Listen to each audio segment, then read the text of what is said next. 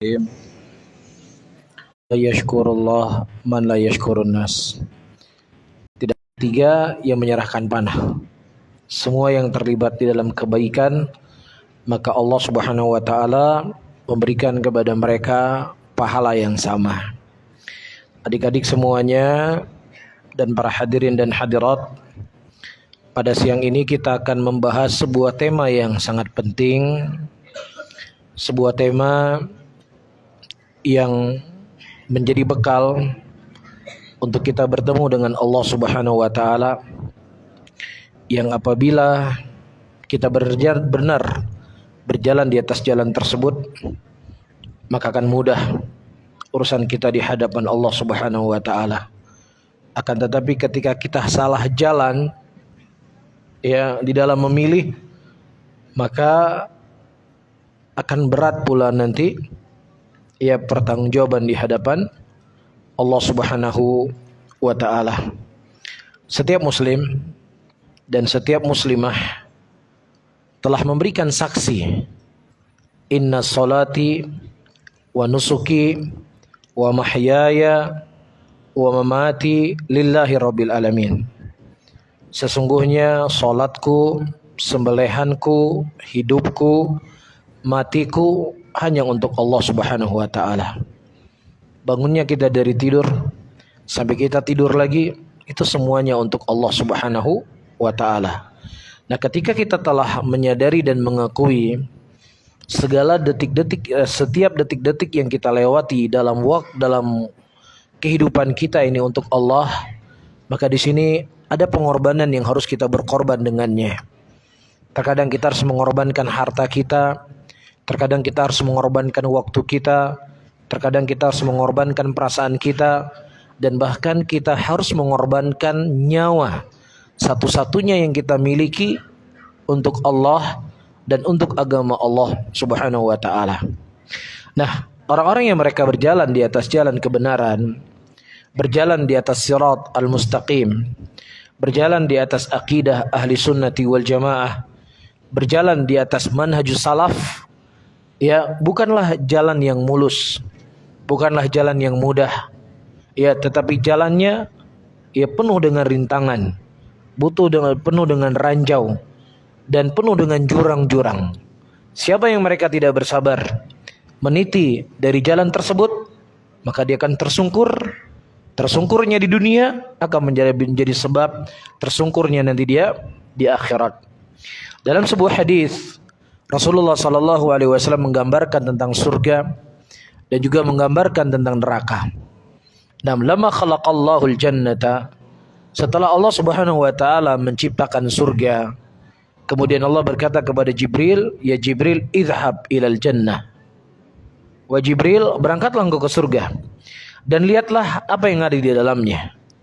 Kemudian setelah Ibu Jibril melihat surga dan dia kembali kepada Allah Subhanahu wa taala dan dia berkata, "Ya Allah, tidak ada satupun orang yang dia mendengar tentang indahnya surga kecuali pasti mereka ingin masuk ke dalam surga tersebut."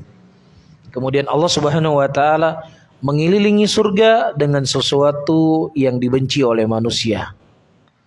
Kemudian Allah memerintahkan kembali Jibril untuk mendatangi surga yang telah dikelilingi oleh sesuatu yang tidak disukai oleh manusia.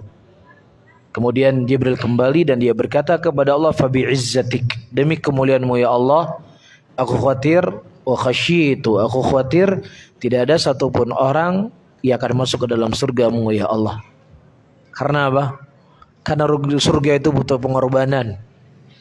Surga itu butuh ya kesabaran. Surga itu butuh sifat kelaki-lakian untuk menitinya. Makanya Nabi SAW, adik-adik semuanya, para hadirin dan hadirat, menyebutkan sebuah hadis yang diriwayatkan oleh Abu Hurairah radhiyallahu taala anhu, di mana beliau berkata, "Ya'ti 'alan nasi zamanun sabir ala dinihi qal qabid 'alal jamrah." Kata Rasulullah sallallahu alaihi wasallam, nanti akan datang suatu zaman, suatu masa, orang yang dia berpegang teguh di atas agamanya, orang yang komitmen dengan agamanya, orang yang konsisten dengan perkara halal dan haram, kata Nabi SAW itu seperti memegang bara api. Iya, ini isyarat dari Nabi ketika engkau memperjuangkan agamamu, memperjuangkan akidahmu, memperjuangkan keyakinanmu, itu bukan sesuatu yang mudah, itu sesuatu yang sulit. Digambarkan oleh Nabi seperti memegang bara api. Ya, panas nggak kita memegang bara api? Panas. Kesentuh knalpot aja mungkin minta libur sama ustadz ini kena knalpot ini panas. Ini api yang harus kita genggam. Berat. Ya, namun kalau kita lepas api tadi, ya akan membakar kita dia.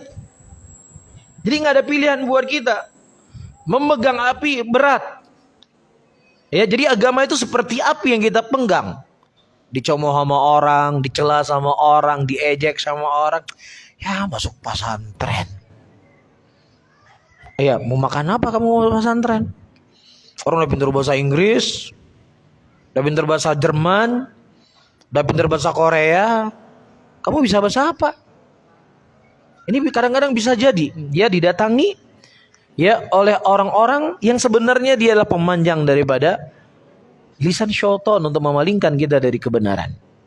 Ini hadis yang pertama. Hadis yang kedua.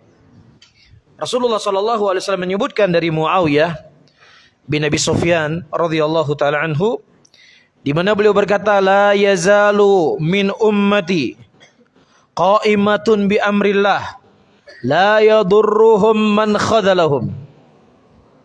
Akan ada satu kelompok dari umatku, kata Rasulullah sallallahu alaihi wasallam, yang mereka berpegang teguh di atas kebenaran dan mereka menampakkan kebenaran tersebut.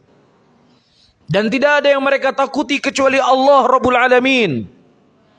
Tidak ada yang mereka mengharapkan pahala kecuali kepada Allah. Tidak ada yang mereka takutkan, tidak ada yang mereka khawatirkan kecuali Allah Rabbul Alamin. Nah, ketika orang-orang tadi berpegang di atas agama yang hak, berpegang di atas sunnah, berpegang di atas jalan yang lurus, ya, apakah itu jalannya akan mudah? Tidak, para hadirin. Rasulullah sallallahu alaihi wasallam menyebutkan setelahnya, la yadurruhum. Berarti apa?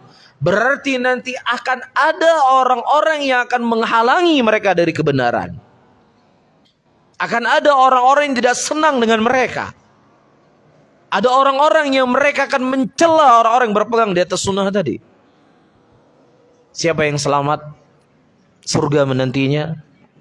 Dan siapa yang tidak mau bersabar dari jalan tersebut, maka kita khawatir Allah akan masukkan dia ke dalam nerakanya. Dan itu akan berlangsung, kata Nabi SAW, sampai datang perkaranya Allah Tabaraka wa Ta'ala. Datang perkaranya Allah, sebagian ulama mengatakan sampai datang kiamat. Ya, mereka akan selalu berada di atas kebenaran.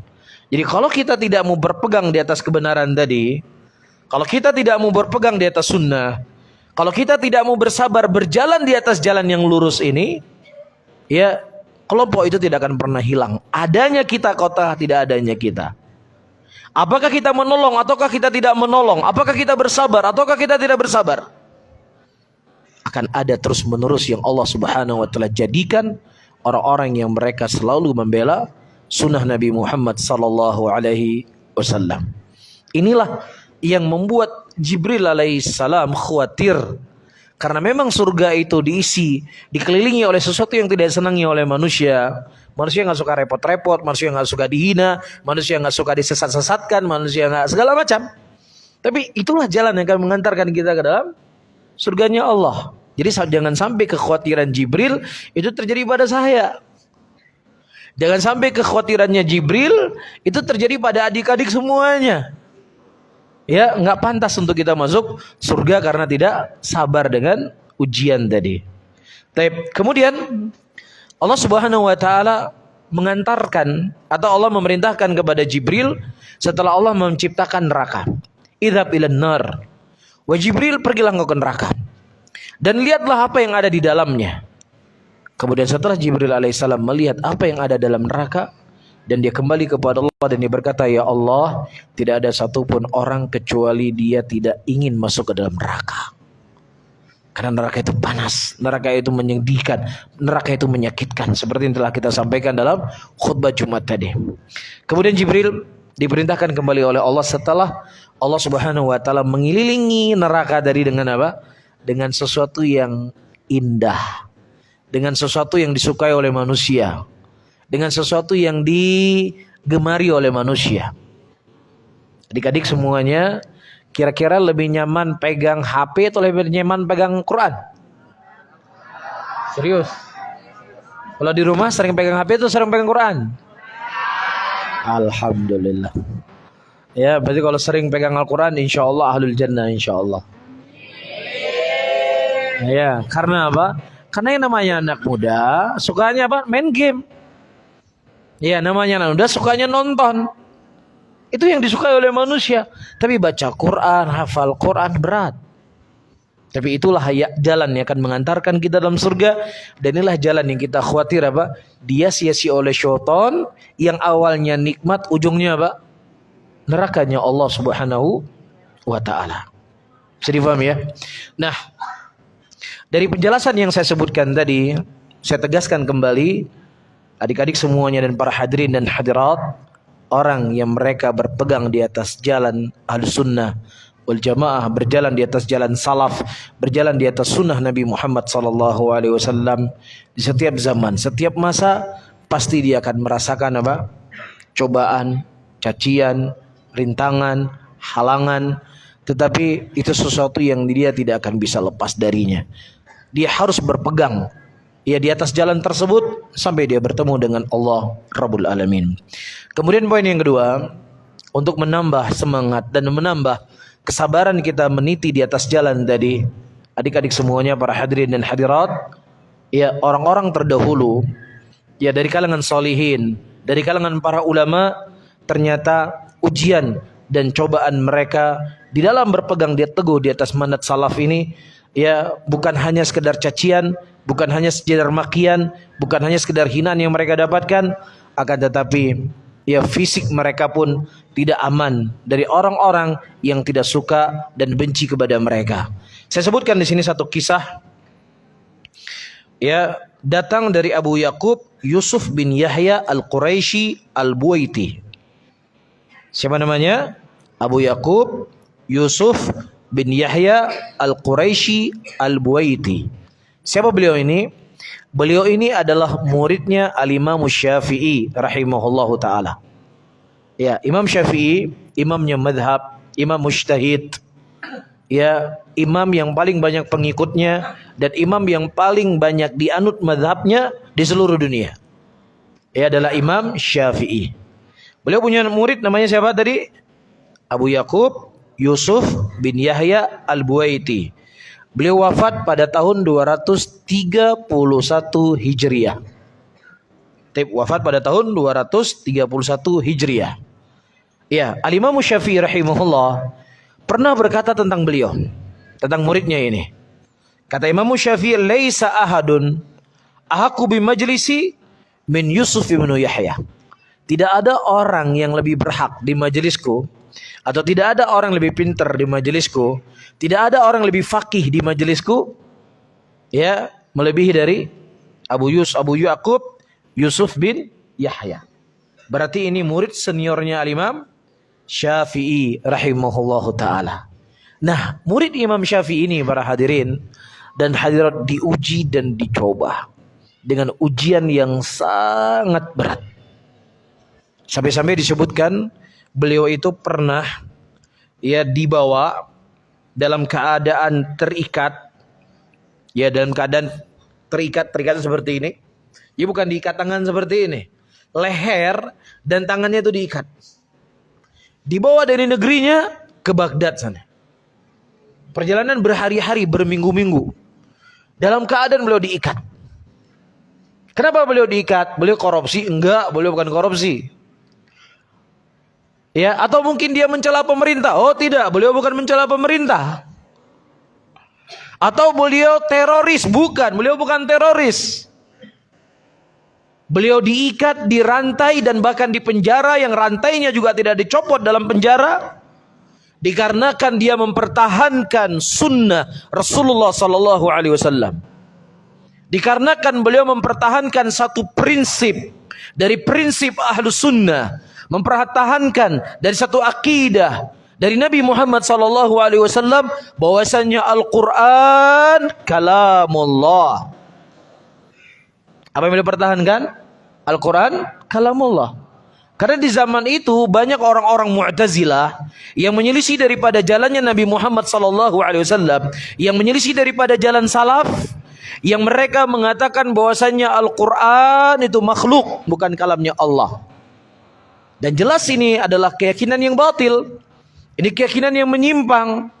Kenapa? Karena Allah mengatakan dalam Al-Quran, in ahadun minal musyrikin istajaraka fa'ajirhu hatta yasma'a kalam Allah. Kalau seandainya ada orang musyrikin meminta perlindungan kepada engkau wahai Muhammad, berikan kepadanya perlindungan sampai mereka mendengar apa? Kalamnya Allah Subhanahu wa taala. Nah, ini yang beliau pertahankan. Beliau dipaksa untuk mengatakan Al-Quran makhluk. Tidak, kata beliau. Al-Quran kalamullah. Ya, sampai-sampai beliau disiksa dalam penjaranya. Dan subhanallah, beliau berkata, adik-adik semuanya, fa wallahi la amutunna fi hadidi hadza hatta ya'ti min ba'di qaumun ya'lamuna an qad mata fi hadasyan qaumun fi hadidihim. Dengan aku mati dirantai, diikat, disiksa. Ya, itu lebih aku cintai. Supaya orang-orang yang datang setelahku mereka bisa mengetahui ada orang-orang terdahulu yang mereka harus mati dalam mempertahankan apa? Agamanya, mempertahankan akidahnya, mempertahankan manhajnya, mempertahankan keyakinannya. Subhanallah. Ini pelajaran penting buat kita, adik-adik semuanya. Ya, untuk kita terus berpegang teguh di atas Islam ini. Sampai-sampai pada waktu itu sahabat Rasulullah sallallahu alaihi wasallam mengadu kepada Nabi ketika mereka mendapatkan ujian, ketika mereka mendapatkan cobaan. Apa hiburan yang Rasulullah sallallahu alaihi wasallam berikan kepada mereka? Hiburan yang Rasulullah hibur mereka menceritakan tentang kejadian orang-orang sebelum Islam. Maksudnya sebelum Nabi Muhammad sallallahu alaihi wasallam. Kata Rasulullah sallallahu alaihi wasallam, orang-orang terdahulu ada di antara mereka ditanam. Setelah mereka ditanam, kepalanya di luar, kemudian kepalanya digergaji sedikit demi sedikit. Digergaji seperti ini, digergaji. Rasulullah ceritakan itu kepada sahabatnya untuk menguatkan mereka, untuk mengokohkan mereka. Bahwasanya siapa yang mereka berjalan di atas jalan ini wajib untuk mereka mendapatkan ujian dan cobaan.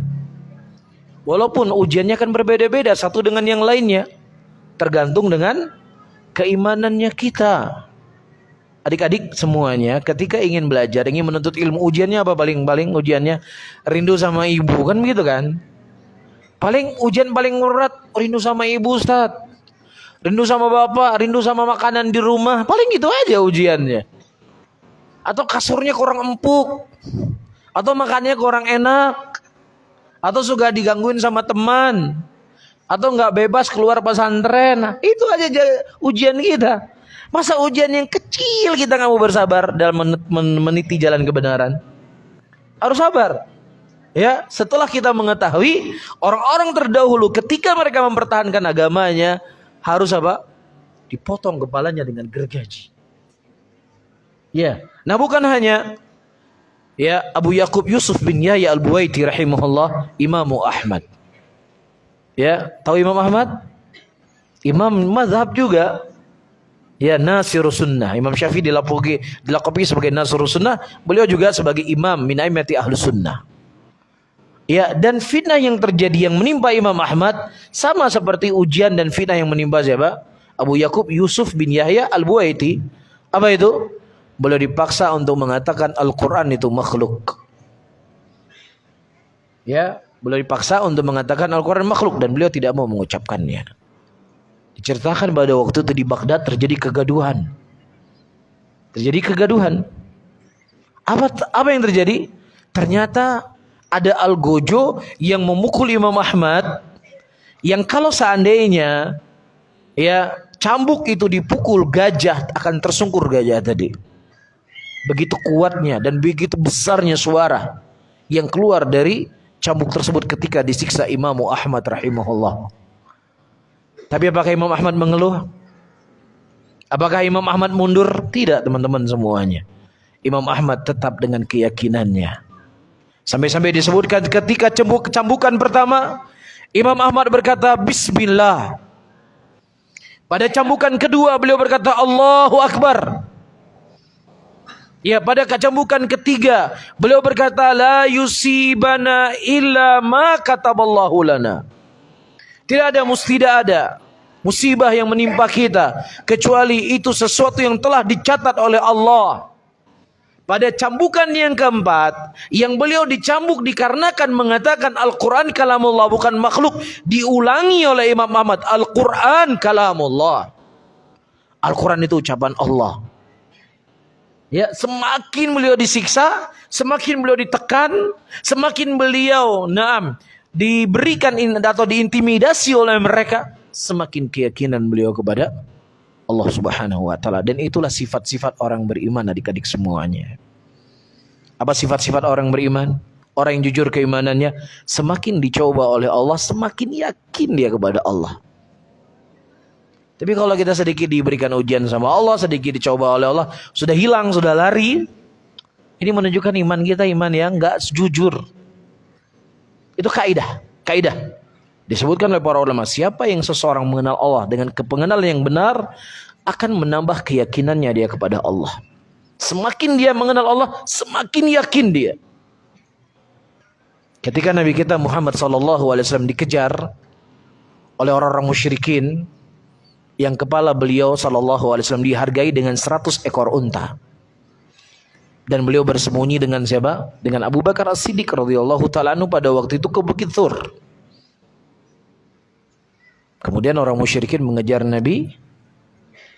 Dan Abu Bakar As-Siddiq berkata, ya Rasulullah, kalau seandainya mereka melihat kita ke bawah saja ya Rasulullah, maka akan terlihat kita bersembunyi di sini. Ini di masa-masa sempit ini.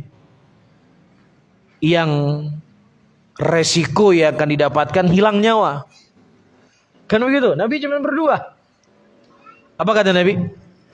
Di tengah kegentingan, beliau mengucapkan sebuah ucapan yang menunjukkan semakin yakin beliau kepada Allah Subhanahu wa taala. Apa kata Rasulullah? La tahzan. Sebagian Allah ceritakan dalam Al-Quran, la tahzan innallaha ma'ana. Jangan engkau sedih wahai Abu Bakar, Allah itu bersama kita. Semakin ditekan, semakin diberikan ujian, semakin diberikan cobaan, semakin yakin kepada Allah Subhanahu wa taala. Begitu juga para sahabat Rasulullah. Tekanan-tekanan musyrikin semakin kuat, tekanan musyrikin semakin menjadi-jadi. Kemudian para sahabat berkata, "Mata nasrullah?" Kapan pertolongan Allah itu datang ya Rasulullah? Semakin sempit, semakin berat ujiannya. Ketika mereka bertanya kepada Rasulullah, mata nasrullah? Kata Nabi SAW sebagaimana Allah ceritakan dalam Al-Quran, inna nasrallahi qarib. Sesungguhnya pertolongan Allah itu dekat. Kapan pertolongan Allah itu dekat? Semakin kita yakin kepada Allah, maka semakin dekat pertolongan Allah tadi. Itu sifat-sifat orang yang beriman adik-adik. Ya, makanya Allah menyebutkan ayat dalam Al-Quran, hasiban nas ayutraku ayyakulu amanna wa hum la yuftanun wa laqad fatanna alladhina min qablihim falya'lamanna Allahu alladhina shadaqu wa liya'lamanna al-kadhibin. Apakah manusia menyangka mereka akan meninggal ditinggalkan begitu saja dalam keadaan mengucapkan keimanan? Tidak. Mereka jujur keimanannya kepada Allah setelah mereka diuji. Dan Allah yang Maha Tahu ingin melihat siapa di antara kita yang jujur dengan keimanannya dan siapa pula di antara kita yang bohong dengan keimanannya. Bisa dipahami adik-adik semuanya?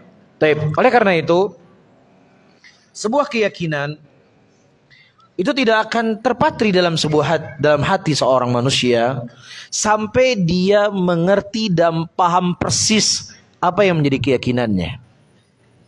Karena orang-orang kalau cuma sekedar modal semangat, ya tidak disertai dengan keyakinan, tidak disertai dengan ilmu yang benar, maka itu tidak akan memberikan kekuatan yang semangatnya itu hanya di awal saja, yang ujung-ujungnya akan melemah. Karena apa? Karena tidak dibangun di atas keyakinan. Ya, saya sebutkan cerita setelah meninggal Ali bin Abi Thalib radhiyallahu taala anhu. Ya, kemudian diangkatlah setelah itu beberapa generasi setelahnya Yazid bin Muawiyah sebagai apa? Sebagai khalifah, sebagai pemimpin.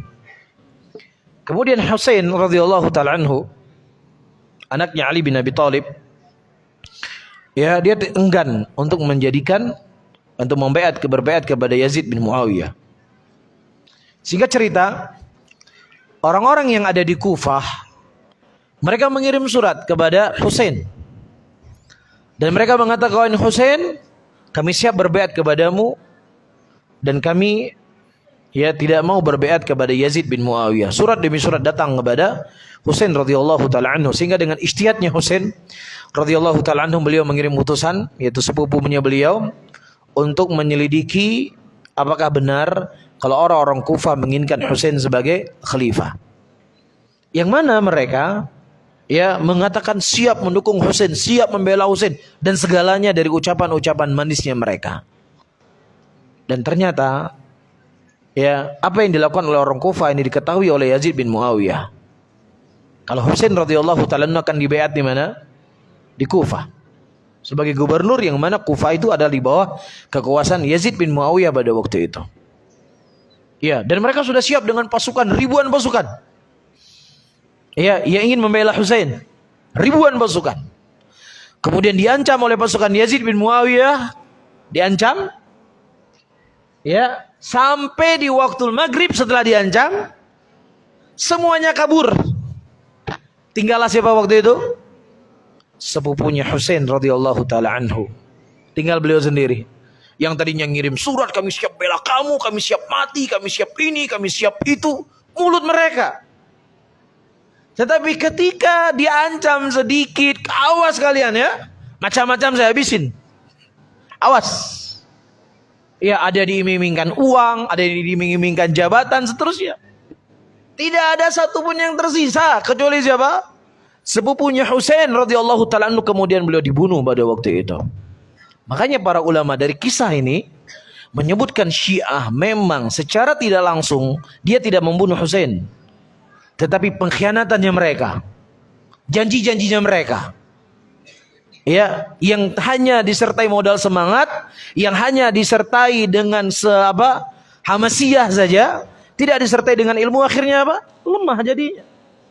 Antum melihat ketika orang yakin dengan sebuah keyakinan, kuat di atas ilmu, kuat di atas pokok-pokok agama, apapun dia akan bertaruhkan. Dia tidak akan pernah takut. La yakhafuna laumata laim. Gak pernah takut, gak pernah khawatir.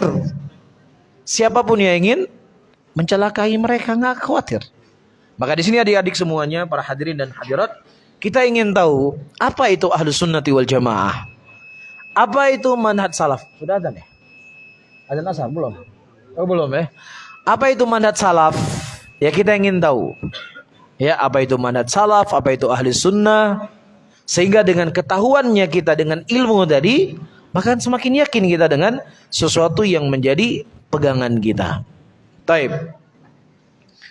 Ya, ini adalah pelajaran yang sangat penting adik-adik semuanya. Ya, didengar baik-baik apa yang disebutkan, apa yang saya baca di sini. Pertama, kita akan menyebutkan sebagian dalil-dalil yang menunjukkan akan wajibnya kita mengikuti salafus saleh dan wajibnya kita berjalan di atas jalannya mereka. Nah, sebelum saya menyebutkan dalil-dalil dari Al-Qur'anul Karim dan hadis-hadis Rasulullah sallallahu alaihi wasallam, ada baiknya untuk kita mengetahui as-salaf. Apa itu salaf? Salaf itu dibagi menjadi dua.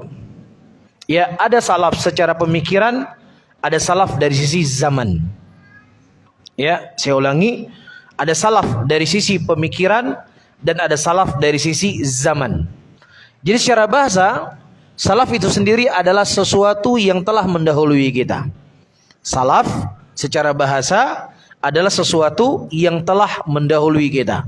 Jadi apa saja yang mendahului kita? Ya, dari pemikiran, ya, ataukah dari waktu, maka secara bahasa itu namanya apa? Salaf. Rasulullah sallallahu alaihi wasallam menyebutkan hadisnya, ya, Rasulullah menyatakan hadis kepada Fatimah ketika Fatimah radhiyallahu taala anha pada waktu itu sedih melihat kondisi dan keadaan Rasulullah sallallahu alaihi wasallam sakit, yang sakit itu membuat beliau meninggal sallallahu alaihi wasallam. Ya, di tengah kesedihan Fatimah melihat rasa, ya, penderitaan yang dialami oleh Rasulullah, beliau berkata, "Inna laki khairun salaf, isbiri wahtasibi." Kata Rasulullah, "Saya wahai Fatimah adalah sebaik-baik salaf buat engkau." Saya wahai Fatimah adalah khairun salaf, sebaik-baik salaf kepada engkau, dan sabarlah engkau dan haraplah pahala dari ujian yang Allah berikan kepada kita. Nah, dari ucapan Nabi SAW ini menunjukkan kalimat salaf adalah kalimat syar'i. Kalimat salaf adalah kalimat syar'i, bukan kalimat yang baru. Kalau ada yang mengatakan apa itu salaf, nggak pernah saya dengar salaf. Saya sudah 80 tahun hidup di dunia ini nggak pernah mendengar kalimat salaf. Baru orang kemarin sore ngomong salaf. Apa itu salaf? Salaf kali. Oh, iya, ketidaktahuannya Anda itu bukan berarti nggak ada dalam agama ini. Lah gimana Anda ada? Yang Anda baca koran setiap hari, yang Anda baca detik.com setiap hari, yang Anda ikuti berita politik, ya gimana Anda dapat kalimat salaf? Coba Anda baca buku hadis, coba baca buku akidah, coba baca buku, ya, para ulama terdahulu, Anda akan dapatkan ucapan Nabi SAW, "Wa anna laki khairun salaf." Saya untuk engkau wahai Fatimah adalah sebaik-baik salaf. Baik, makanya di sana para ulama mengatakan salaf, ya, generasi terdahulu yang mereka berada di atas jalan al-haq, ya, yang mereka itulah Rasulullah sallallahu alaihi wasallam, sahabat, tabi'in dan tabi'ut tabi'in. Dan ini disebutkan oleh Nabi dalam satu hadisnya, "Khairun qurun qarni, thumma alladhina yalunahum, thumma alladhina yalunahum." Ya, generasi salaf ini disebutkan oleh Nabi, sebaik-baik generasi adalah generasiku, kemudian setelahnya, dan kemudian setelahnya. Siapa generasinya Rasulullah? Sahabat Nabi sallallahu alaihi wasallam. Kemudian siapa setelahnya? Tabi'in. Kemudian siapa setelahnya? Tabi'u at-tabi'in. Dalam hadis yang lain Rasulullah sallallahu alaihi wasallam mengatakan, adik-adik semuanya, setelah Rasulullah menyebutkan bahwasanya umat ini terpecah menjadi 73 golongan, Rasulullah mengatakan kulluhum finnar. Semua mereka berada dalam neraka, kata Nabi. Kecuali siapa? Illa wahidah. Kecuali hanya satu jalan yang selamat. Jalan siapa? Jalan saya. Jalannya guru saya. Jalannya guru-guru saya. Atau jalan adik-adik semuanya? Bukan. Bukan jalan saya, bukan jalan guru saya, bukan jalan bapak kita, bukan jalan kakek kita, bukan jalan bapak adik-adik semuanya, tetapi itulah jalannya siapa? Rasulullah sallallahu alaihi wasallam dan jalannya para sahabat Nabi Muhammad sallallahu alaihi wasallam. Nah, siapa yang mereka berjalan di atas jalan tersebut, maka mereka adalah ahlul haq, dan siapa yang tidak berjalan di atas jalan tersebut, maka mereka adalah ahlul batil. Baik, jadi bukan orang yang nggak berjalan sama kita, oh ente nggak sama-sama saya, ente sesat, oh nggak bisa. Ente nggak sama dengan kami, berarti ente nggak benar, oh nggak bisa seperti itu timbangannya. Timbangannya Anda menyalahkan seseorang, ya, membantah seseorang bukan karena dia tidak berjalan sama seperti jalannya kamu, tetapi ketika dia tidak berjalan dengan Al-Quran dan tidak berjalan di atas sunnah Nabi Muhammad SAW. Jadi adik-adik semuanya, ya, kita perlu sedikit menyentil, ya. Terkadang ada kondisi seseorang, ya, di tengah kesempitan mencari kesempatan. Apa maksudnya di tengah kesempitan itu mencari kesempatan? Di tengah hari ini manusia terlaknat di muka bumi ini, ada sebagian orang itu dijadikan sebagai apa? sebagai jembatan untuk menjatuhkan orang lain atau menjatuhkan negara lain dan untuk menaikkan pamornya. Hati-hati. Dan setiap terjadi fitnah, adik-adik semuanya, teman-teman para hadirin dan hadirat, ini bukan cara yang baru, ini enggak. Ini bukan metode yang baru, dari zaman ke masa, dari masa ke masa.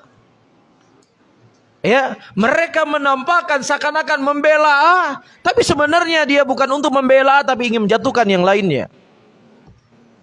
Iya, kelompok Sabaiyah yang dipimpin oleh Abdullah bin Saba, seorang Yahudi yang pura-pura masuk Islam.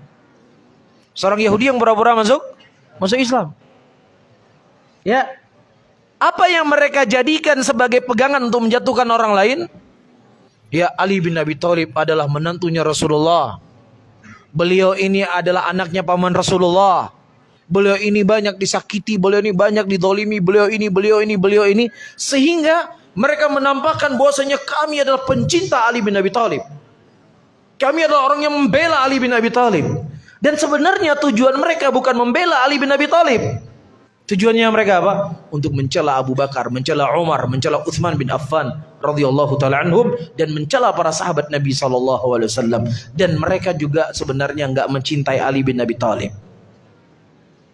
Apa maksud yang ingin saya sampaikan di sini? Adik-adik semuanya, teman-teman, para hadirin dan hadirat, ada sekelompok orang ya, mereka seakan-akan menampakkan untuk membantu saudaranya di Palestina, tetapi terkadang itu dijadikan jembatan untuk apa? Menjatuhkan orang yang enggak sejalan sama dia. Mencela Arab Saudi misalnya, dengan celaan, dengan cacian, sampai-sampai ada mengatakan Arab Saudi bukan lagi Arab Saudi, tapi sudah Arabnya Yahudi. Auzubillah. Kenapa sampai keluar dari mulut-mulut seperti ini? Karena apa? Karena apa, adik-adik semuanya? Dia jadikan perbuatannya dia itu sebagai standar kebenaran. Kalau orang tidak melakukan seperti cara dia melakukan, berarti dia belum melakukan apa-apa. Ini adalah sesuatu cara berpikir yang sangat tidak adil ya. Berarti kalau kamu tidak melakukan seperti yang saya lakukan, berarti kamu nggak melakukannya. Berarti kalau kamu nggak membela seperti yang saya bela, berarti kamu nggak bela Palestina. Kalau kamu nggak bela Palestina, berarti kamu bela Yahudi. Kan gitu.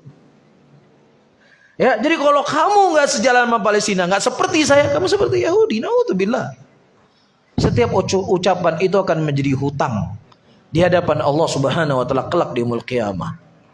Disebutkan oleh seorang ulama atau disebutkan oleh seorang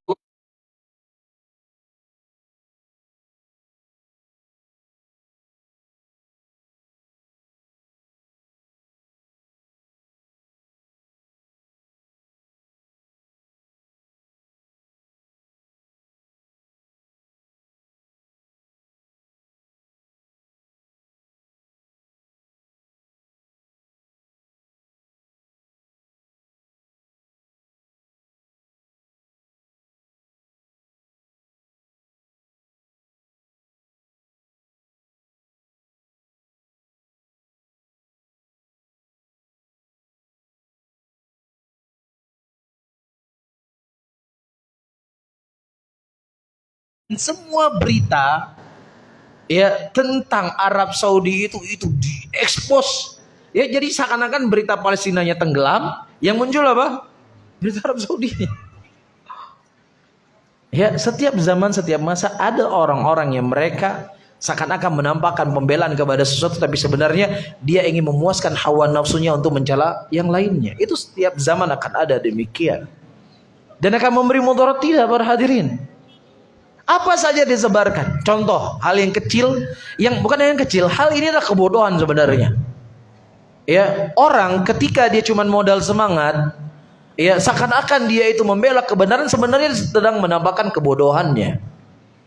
Lihat nih Arab Saudi. Ya. Orang-orang kafir masuk ke kota Madinah. Ya, orang-orang kafir masuk ke masjid Rasulullah. Ini tanda-tanda kiamat, Mas. Pertama kita katakan, tanda-tanda kiamat itu sudah ada dari semenjak datangnya Nabi. Kata Rasulullah, diutusnya aku dengan kiamat seperti ini, kata Nabi. Ya, diutusnya aku dengan kiamat seperti ini. Jadi tanda-tanda kiamat itu nggak semua jelek. Lihat tuh Arab Saudi bangun bangunan tinggi-tinggi, itu ciri-ciri kiamat. Makanya ente sebelum berkomentar baca dulu referensi. Iya, para ulama menerangkan dan menjelaskan ketika Rasulullah sallallahu alaihi wasallam menyebutkan di antara ciri-ciri kiamat, yatatawwaluna fil bunyan, mereka mendirikan bangunan. Kata Imam Nawawi, ciri-ciri kiamat itu bukanlah menunjukkan semuanya jelek. Ada perkara-perkara tanda-tanda kiamat kebaikan, ada tanda-tanda kejelekan. Di antara tanda kiamat datangnya Nabi. Apakah datang Nabi jelek? Jelek nggak datangnya Nabi? Diutusnya Nabi itu tanda kiamat. Kedua, turunnya Imam Mahdi nanti atau datangnya Imam Mahdi, ciri-ciri kiamat. Apakah jelek? Dosa?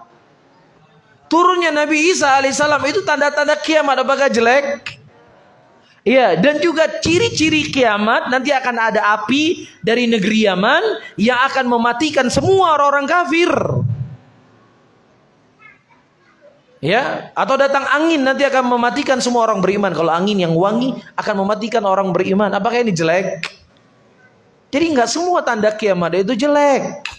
Nggak semua tanda kiamat itu haram. Yang kedua, ya teman-teman semuanya, di musim haji, ya dengan hotel yang tingginya seperti itu, ya itu jamaah haji nggak muat lah. Gimana kalau bangunan hotelnya cuma 3 lantai? Mungkin jamaahnya hajinya harus tinggal 20 kilo, 30 kilo. Mungkin harus dijedah nginapnya sana. Jadi kalau Anda ingin berkomentar, membantah, bantahlah dengan ilmu, bantahlah dengan kejujuran. Ya, Syekhul Islam Ibnu Taimiyah berkata, kalau seandainya membantah cuma sekedar bantahan, cacian, makian, maka tidak tuduhan, tidak ada orang yang satupun kecuali dia mampu untuk melakukannya. Semua bisa. Ketemu sama orang gila di jalan, orang gila ya, gila kamu. Dijawab enggak sama dia? Ente juga gila. Bisa dia bantah. Bisa nggak dia bantah? Bisa adik-adik semuanya. Jadi bukan cuma sekedar membantah. Nah begitu juga harus dibedakan antara negeri Madinah dengan Mekah. Mekah itu memang tidak boleh masuk orang kafir, tapi Madinah tidak ada dalil yang menunjukkan tidak boleh masuk orang kafir. Bahkan kita mendapatkan dalil Nabi SAW memasukkan orang-orang kafir ke kota Madinah, bukan hanya memasukkan kota Madinah, tapi dimasukkan oleh Nabi ke masjidnya beliau. Siapa yang dimasukkan oleh Nabi ke masjidnya beliau? Thumamah ibn Wathil, musyrik, pembunuh muslimin. Iya. Kemudian ditangkap, yang kemudian dia diikat di tiang masjidnya Nabi Muhammad sallallahu alaihi wasallam. Ya, begitu juga ternukilkan ya waktu itu Adi bin Hatim, ya, dia seorang Nasrani, datang menjumpai Nabi dan bertemu di tempat di masjidnya Rasulullah sallallahu alaihi wasallam. Dari masjid Rasulullah membawa beliau ke mana? Ke rumahnya. Disitulah kemudian dia masuk Islam. Ya, jadi kalau ingin menampakkan kebodohan, jangan terlalu terang-terangan lah. Ya, jangan terlalu terang-terangan. Akan jadi bahan lelucon, jadi bahan tertawaan. Di dunia Anda sudah ditertawakan. Cuman masalahnya yang menjadi tukang komentar, ya sama ilmunya sama kayak dia. Ya semakin memacu dia, semakin menyemangati dia. Subhanallah, la ilaha illallah, na'udzubillah. Padahal isinya apa? Ya ini nggak perlu repot-repot. Hadisnya di Sahih Bukhari. Rasulullah memasukkan siapa? Orang musyrik tadi ke masjidnya beliau. Begitu juga dengan yang lainnya, para hadirin dan hadirat. Seperti yang saya sebutkan tadi, mereka menjadikan perbuatan mereka membantu Palestina adalah sebagai sesuatu SOP kebenaran. Kalau membantu Palestina enggak cara mereka bantu, berarti mereka enggak bantu Palestina. Kalau enggak bantu Palestina, berarti mereka bersama Yahudi. Na'udzubillah. Ya, inilah rumus-rumus ya anak-anak baru main pencak silat ini. Yang walaupun kedengarannya seakan-akan seperti tokoh agama yang besar. Ya, maka disinilah kita membutuhkan sesuatu itu dengan ilmu. Ya, agar tidak menyebarkan kebodohan di tengah umat, yang kemudian kebodohan kita akan diikuti oleh banyak orang, dan itu akan mewarisi paha dosa kita di hadapan Allah Subhanahu wa taala. Rasulullah mengatakan dalam hadisnya, Nam, thumma lam yabqa minhum ahadun fatakhadhun nasa ru'asan juhala fa'aftu bighairi ilmin fadhallu wa adallu. Ya, kemudian semakin sedikitnya para ulama, ya, dan tersisalah orang-orang jahil, orang-orang yang hebat dalam berretorika, hebat dalam berbicara, hebat dalam menyusun kalimat, yang disangka adalah mereka para ulama, yang kemudian dijadikanlah mereka sebagai pemimpin-pemimpin dan kemudian dimintai fatwa, yang kemudian fatwa mereka menyesatkan diri mereka dan menyesatkan orang lain. Baik. Nah, kemudian para hadirin dan hadirat yang dimuliakan oleh Allah, kita masuk kepada inti permasalahan kita. Kita sudah paham ya apa itu salaf ya. Ya, kalau disebut salaf, salaf itu adalah siapa? Rasulullah sallallahu alaihi wasallam, para sahabat, para tabi'in dan para tabi'ut tabi'in. Jadi kita ingin mengajak manusia ya kembali kepada jalannya Nabi Muhammad sallallahu alaihi wasallam, karena jalan beliau adalah jalan yang paling benar. Jalan beliau adalah jalan yang akan mengantarkan kita ke dalam surganya Allah Subhanahu wa taala. Dan untuk menambah ya keyakinan apa yang saya sebutkan tadi, saya akan membaca beberapa dalil dari Al-Qur'anul Karim, ya, kewajiban untuk kita mengikuti jalannya mereka.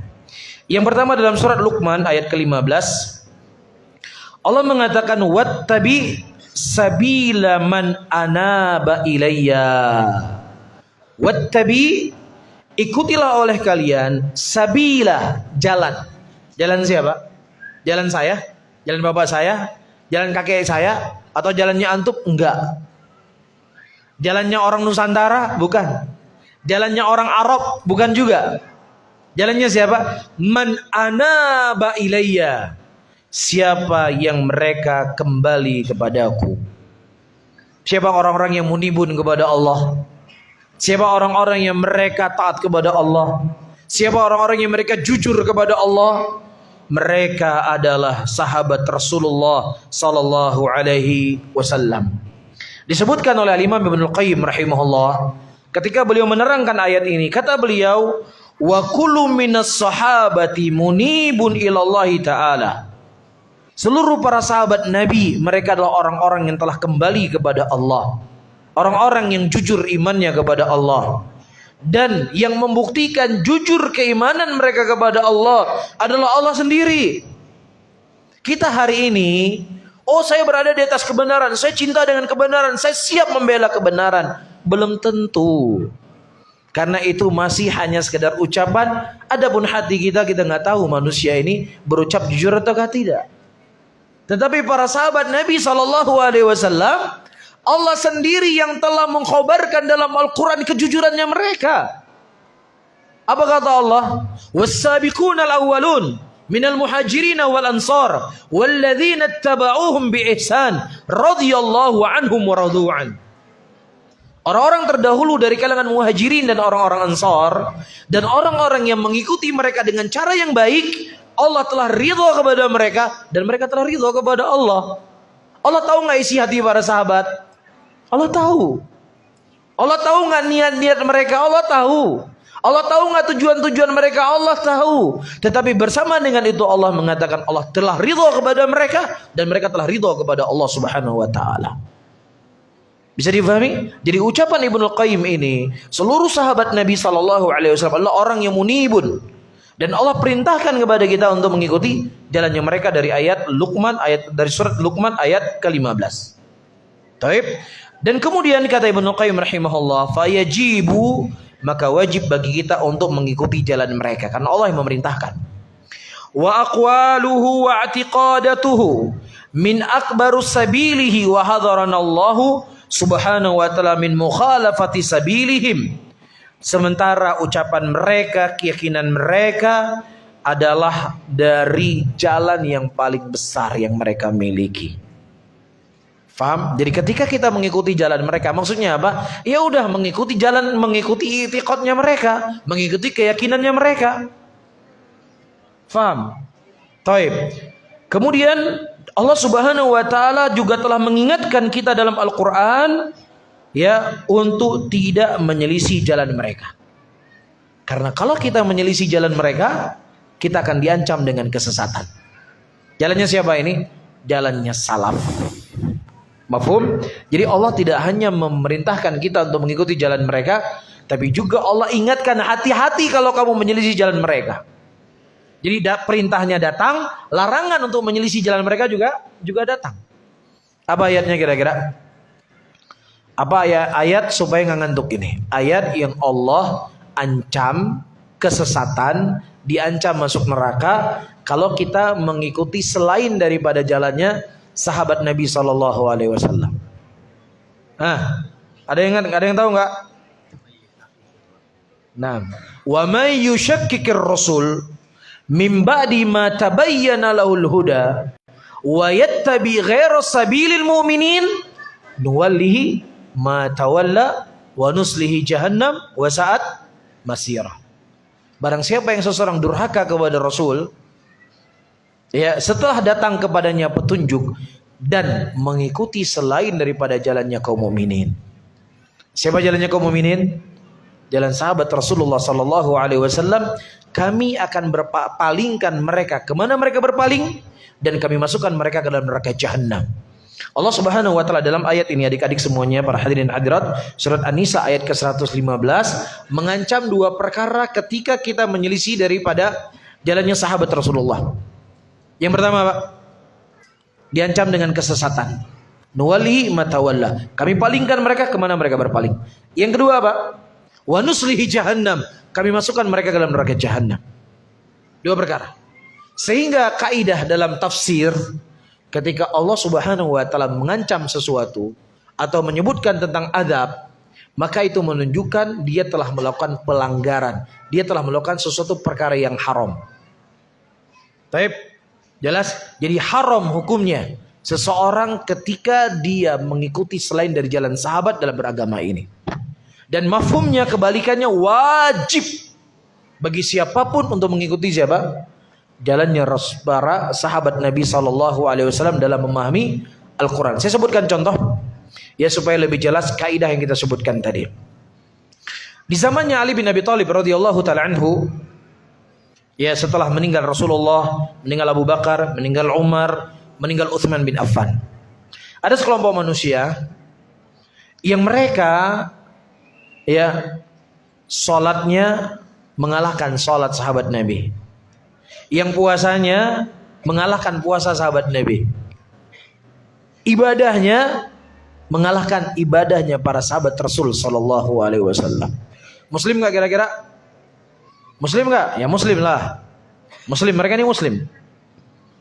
Tapi sholat mereka, hafal Quran, mereka hafal Quran, hafal hadis, mereka hafal hadis. Mereka mengamalkan sunnah Nabi, iya, mereka juga mengamalkan sebagian sunnah Nabi.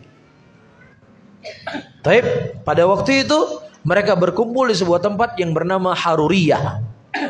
Apa nama tempatnya? Haruriyah. Ribuan, puluhan ribu orang jumlahnya, yang mereka mengkafirkan menantunya Rasulullah, yaitu Ali bin Abi Thalib.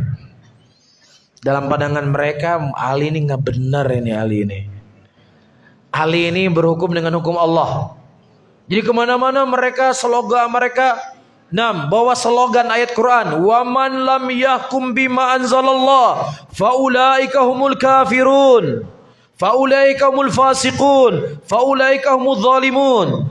Barang siapa yang tidak berhukum Allah kafir, siapa yang tidak berhukum Allah zalim, siapa yang tidak berhukum Allah fasik. Siapa yang mereka menginginkan? Ali bin Abi Thalib dan orang-orang bersama Ali bin Abi Thalib.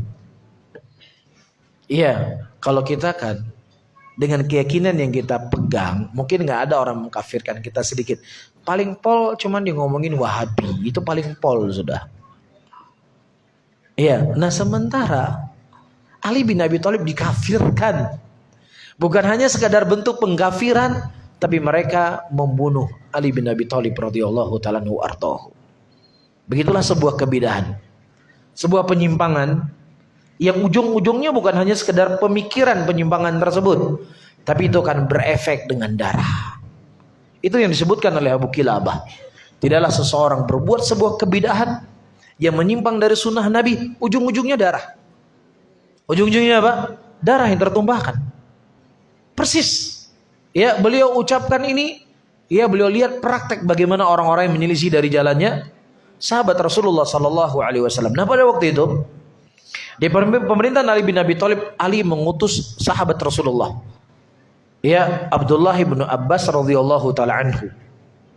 Pada waktu itu mereka sedang tidur siang, mengamalkan sunnah Qailulah, dan wajah mereka pucat. Kenapa wajah mereka pucat? Malam harinya mereka tahajud, di siang harinya mereka berpuasa.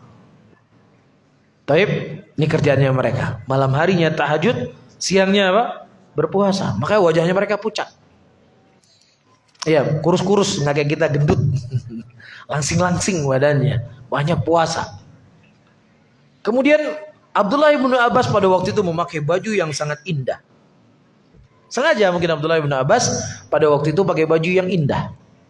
Taib. Kemudian kata mereka, wahai Ibnu Abbas, kamu sahabat Nabi. Iya, kamu anaknya pamannya Rasulullah. Tapi pakaian kau seperti pakaian ahlu dunia. Gak ada zuhudnya, gak ada waroknya. Masa sahabat Nabi pakaian bagus? Jadi gak seperti mereka, pakaiannya lusuh, gak mikirin dunia, yang penting akhirat. Kan kedengarannya bagus kan? Kedengarannya luar biasa ini orang. Ibadahnya kencang, gak mikirin dunia, bajunya seadanya. Sementara Abdullah bin Abbas sahabat Nabi, masa pakai baju bagus-bagus? Kata Abdullah bin Abbas, itu tadi orang punya modal semangat, ya, hanya dengan perasaan dia menilai sesuatu, teman-teman, dan menjadikan apa yang dia lakukan itu kebenaran yang tidak dilakukan oleh orang seperti dia lakukan, maka dia salah. Maka disalahkan oleh Abdullah bin Abbas. Abdullah bin Abbas disalahkan karena pakai baju bagus. Kenapa? Karena mereka nggak pakai baju bagus. Seperti yang saya sebutkan tadi, ahlul batil, ahlul fitan, dari zaman ke zaman, dari masa ke masa, mereka jadikan apa yang mereka lakukan yang tidak bersandarkan kepada Al-Quran dan Sunnah, itulah yang dijadikan standar kebenaran. Yang tidak melakukan, orang lain tidak melakukan seperti dia lakukan, maka keliru dan salah. Itu jalannya. Allah sebutkan dalam Al-Quran, kullu hizbin bima ladaihim farihun. Setiap hizib, setiap kelompok itu merasa bangga dengan apa yang mereka miliki. Tapi kalau seandainya seseorang bangga dengan Al-Quran, bangga dengan Sunnah, perbuatan kamu salah. Kenapa? Al-Quran berkata demikian, Sunnah berkata demikian, Abu Bakar berkata demikian. Gak masuk dengan pembahasan kita bahas tadi. Karena apa? Bangganya kita dengan Al-Quran, dengan Sunnah, bukan dengan perbuatan kita. Bisa dibedakan teman-teman semuanya? Bisa dibedakan? Kemudian kata Abdullah bin Abbas, aku pernah melihat Nabi SAW memakai baju yang indah dengan selendang yang sangat indah. Nabi manusia yang paling zuhud, manusia yang paling wara, manusia yang menganggap dunia ini adalah seperti bangkai anak kambing. Tapi tidak menghalangi Nabi juga tetap berpakaian dengan pakaian yang indah. Dan pakaian yang indah itu tidaklah menunjukkan orang itu cinta dengan dunia. Ya, jadi satu udah dimop sama Abdullah bin Abbas. Emang sengaja tahu Abdullah bin Abbas ini orang kemana nih pemikirannya. Tapi kemudian didebati satu persatu oleh Abdullah bin Abbas. Ya, dan kalimat yang disampaikan oleh Abdullah bin Abbas yang ingin kita sampaikan di siang hari sebagai penguat yang saya katakan tadi, jitu min qibali ashabin Nabi. Aku datang dari sisi sahabat Nabi dan aku tidak melihat ada satupun sahabat Nabi bersama kalian. Gak ada satupun sahabat Nabi bersama kalian. Jumlah kalian puluhan ribu orang, gak ada sahabat Nabi satupun. Gak ada ulama satupun. Maksudnya pemahaman kalian terhadap Al-Quran, pemahaman kalian terhadap hadis, ya, itulah pemahaman menurut kepala kalian, menurut pemikiran kalian. Sementara kalian tidak mengambil jalannya para sahabat Nabi dalam beragama. Coba kalian mengambil agama kalian, memahami Al-Quran, memahami Sunnah seperti yang dipahami oleh para sahabat Nabi. Enggak begini modelnya kalian. Paham? Tadi kita sebutkan apa teman-teman semuanya? Wajibnya kita mengikuti jalan salaf. Baik. Dan Allah mengancam kesesatan siapa yang menyelisih daripada jalan salaf. Saya sebutkan contohnya. Waqi', kenyataan, real yang terjadi di mana? Di zamannya Ali bin Abi Thalib radhiyallahu taala anhu, sesatnya orang-orang Khawarij yang Rasulullah mengatakan kilabun nar, mereka anjing-anjing neraka kata Nabi. Nabi sendiri yang mengatakan demikian tentang mereka. Taib, apa sebab kesesatannya mereka? Mereka punya semangat dalam beragama, mereka menghafal Al-Quran, akan tetapi agama yang mereka jadikan sebagai patokannya itu tidak mereka kembalikan kepada pemahaman para sahabat Nabi Sallallahu Alaihi Wasallam. Bisa difahami? Jelas ya? Taib. Kemudian kurang lebih 5 menit lagi. Ini berapa menit yang lalu nih? Udah selesai. Taib. Lanjut ya. Udah selesai dah. Asar nggak ada lagi. Oh sudah selesai. Oh sudah selesai. Taib. Saya pikir masih ada lanjutan. Taib. Ya, jadi kesimpulannya adik-adik semuanya, teman-teman, para hadirin dan hadirat. Pertama, ya seseorang itu ya harus bersabar ketika dia berjalan di atas sunnah, bersabar berjalan di atas manhajus salaf. Taib. Dan yang kedua, seseorang kan bisa bersabar berjalan di atas jalan salaf tersebut ya ketika dia mengenal apa jalan yang akan dia lalui tersebut. Dan ketiga, jalan salaf adalah jalan Rasulullah Sallallahu Alaihi Wasallam dan jalan yang telah dipraktekkan oleh sahabat Nabi Sallallahu Alaihi Wasallam, sehingga siapa yang mereka ingin selamat, ya maka caranya dia kembali kepada Al-Quran, kembali kepada sunnah Nabi Muhammad Sallallahu Alaihi Wasallam di atas pemahaman generasi yang terbaik dalam umat ini, yaitu Rasulullah Sallallahu Alaihi Wasallam dan para sahabatnya. Kita berdoa dan memohon kepada Allah Subhanahu Wa Taala agar Allah memberikan taufik dan hidayahnya kepada kita, membimbing kita menjadi orang-orang yang meniti daripada jalannya Rasulullah Sallallahu Alaihi Wasallam, dan kita berjalan di atas jalan Rasulullah dalam keadaan merangkak. Itu jauh lebih baik daripada kita berjalan dengan cepat tapi tidak di atas jalannya Rasulullah Sallallahu Alaihi Wasallam. Mungkin ini yang bisa saya sampaikan. Mudah-mudahan bermanfaat untuk saya sendiri dan kepada antum semuanya. Ya, saya tutup. Subhanallah wa bihamdika, asyhadu an la ilaha illa anta, astaghfiruka wa atubu ilaik. Wassalamualaikum warahmatullahi wabarakatuh.